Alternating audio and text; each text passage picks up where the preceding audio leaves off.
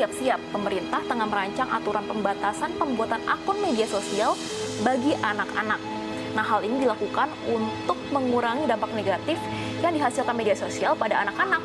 Namun perlu diingat bahwa hal ini mengatur terkait pembuatan media sosialnya, bukan pembatasan internetnya. Lantas, seberapa penting dan solutif hal ini?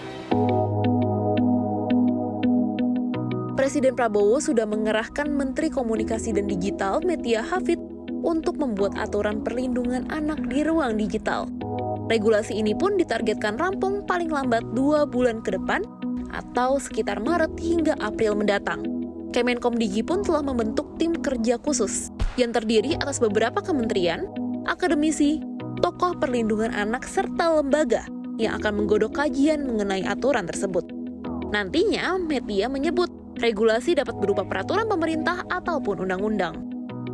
Kita tidak mengikuti Australia, tidak mengikuti Inggris, tidak mengikuti Amerika. Kita coba formulasikan sebuah aturan yang khas Indonesia, begitu Pak Ketua.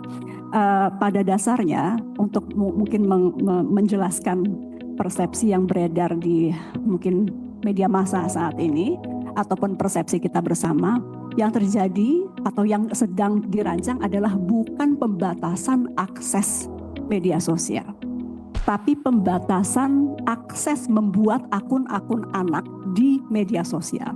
Pada prinsipnya kalau si anak didampingi orang tua, memakai akun orang tuanya, membuka sosmed, itu tidak apa-apa. Justru itu yang kita dorong atas banyak masukan dari masyarakat bahwa memang kalau anak-anak buka ya didampingi orang tuanya.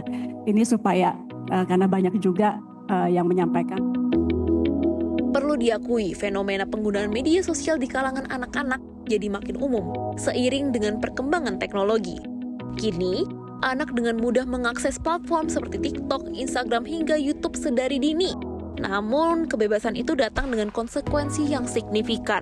Banyak anak yang menghabiskan waktu berlebihan di media sosial, sehingga mengalami penurunan kualitas tidur, terganggu dalam aktivitas fisik, terisolasi dari interaksi sosial langsung, terlebih pasca COVID, saat dominasi media sosial makin menjadi.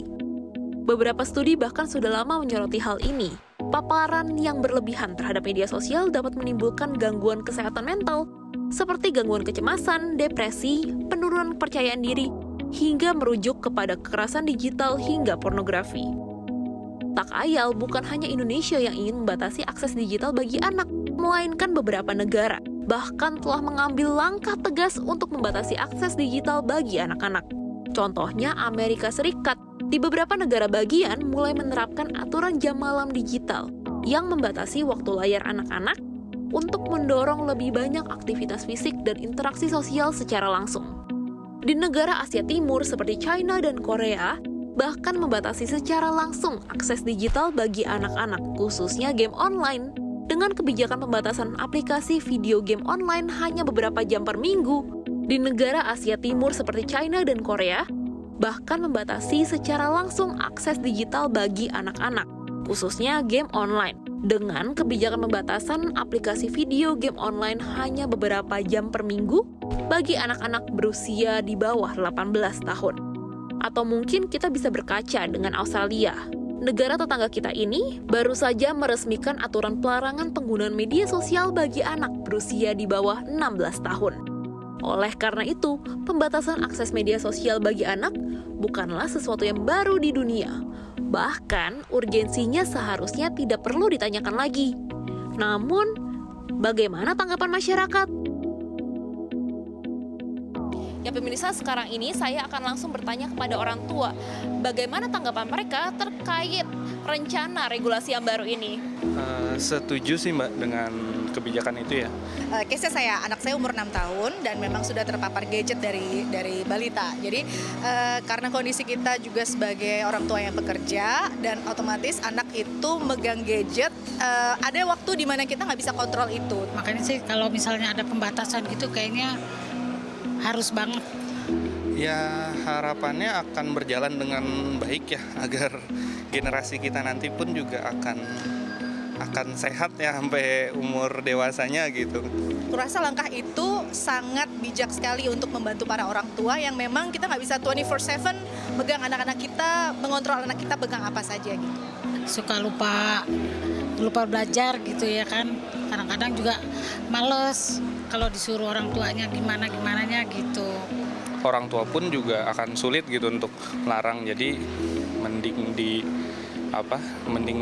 tidak usah aja gitu, tidak usah. Poinnya adalah ketika ada kebijakan seperti itu, filtering yang sudah pasti sangat ketat itu seperti apa supaya kita para orang tua tuh benar-benar bisa mengontrol anak kita lah yang memakai ini.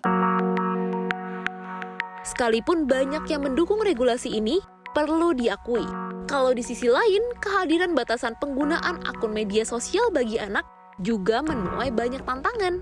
Pengamat budaya dan komunikasi digital dari Universitas Indonesia, Firman Kurniawan, memang menyambut regulasi Indonesia yang tidak akan menyontoh dari negara lain. Pasalnya, pemerintah harus lebih memperhatikan kondisi literasi digital Indonesia yang masih rendah. Senada, pemerhati sosiologi digital Doni Utoyo juga menyoroti hal ini dan berharap inisiatif yang baik ini tidak justru membatasi kesiapan dan kematangan digital anak-anak, terlebih di masifnya perkembangan teknologi yang terjadi saat ini.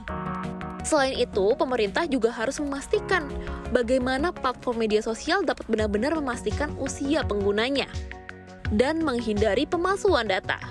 Karena memang perlu diakui bahwa sejumlah media sosial telah menetapkan batas usia minimal untuk membuat akun. Oleh karena itu, diharapkan juga regulasi ini diiringi dengan edukasi literasi digital kepada guru dan orang tua untuk terus melakukan pendampingan partisipatif layaknya di negara-negara Nordik, di mana orang tua juga dididik tentang bahaya digital dan pentingnya pengawasan dalam penggunaan media sosial oleh anak-anak. Dilansir dari berbagai sumber, orang tua dapat mulai melindungi ruang digital anak dengan mulai menggunakan pengaturan screen time, diskusikan penggunaan medsos dengan anak, mencontohkan penggunaan sosial media yang sehat, dan waspadai jika ada tingkah laku anak yang berbeda. Ya pemirsa, dapat disimpulkan bahwa inisiatif pemerintah untuk membatasi pembuatan akun sosial media bagi anak-anak merupakan kebijakan yang cukup progresif. Namun perlu diingat bahwa semangat dari kebijakan ini adalah menyeimbangkan dengan sehat antara penggunaan teknologi dengan kehidupan sehari-hari. Sehingga harapannya pemerintah dapat membuat kebijakan yang tepat serta menyeluruh, yang nantinya dapat membuat anak-anak lebih sedikit terpapar konten-konten negatif di media sosial dan harapannya bisa membuat fondasi masyarakat yang lebih baik ke depannya. Dari Jakarta, Krisania dan juru kamera Ari, CNBC Indonesia Beyond Business.